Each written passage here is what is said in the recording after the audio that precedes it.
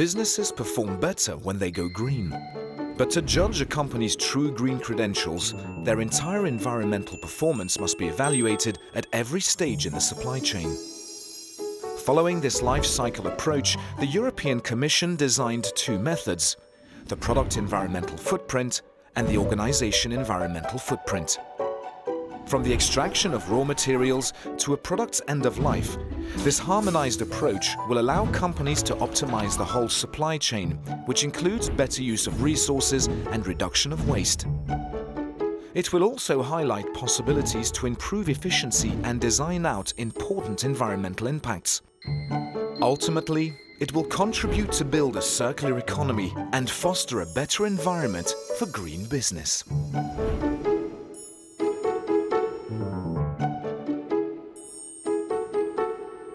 It will give the opportunity for companies to better compare the environmental advantage that they have between them.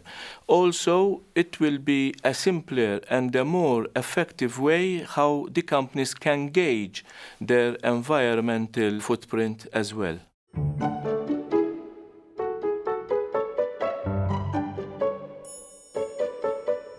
When you have a company, when a designer is producing something for different markets in Europe, in Germany, in France, in UK, by having a same way to measure this performance, this will enable him to take that as its own KPI. So this can help the consumer side, the designer side, and any relationship with stakeholder by having a very credible ground to exchange with them.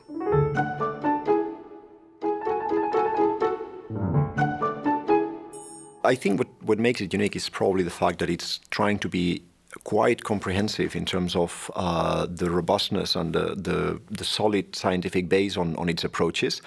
I think also what's very interesting is the multi-stakeholder nature and how different stakeholders and all possible relevant stakeholders are being approached in Europe, but also outside of Europe.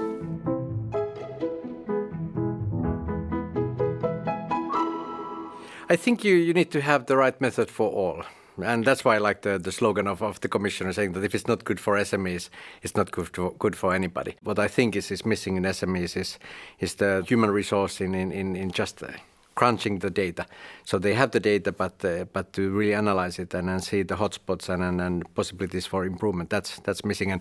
And obviously the footprinting methodology could be a tool for that.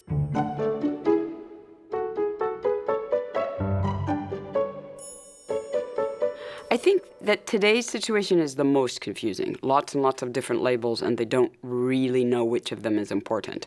So trying to alleviate that, yes. I still think that it's a lot of information for them to sort of try to figure out what the label means and what it means for this product, versus I know that my retailer or that my brand manufacturer is responsible doing the right thing.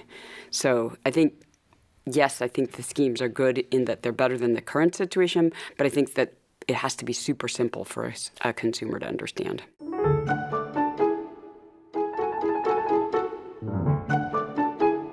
Right now we're in the pilot phase and we're halfway through there, so it's not finished. And we have open minds about this. We don't know where it will end, but we're not doing it in vain or just for fun of doing it. We want to do it because we want to have a robust methodology which will allow measuring the environmental performance of products and some processes for future decisions and for future policy making.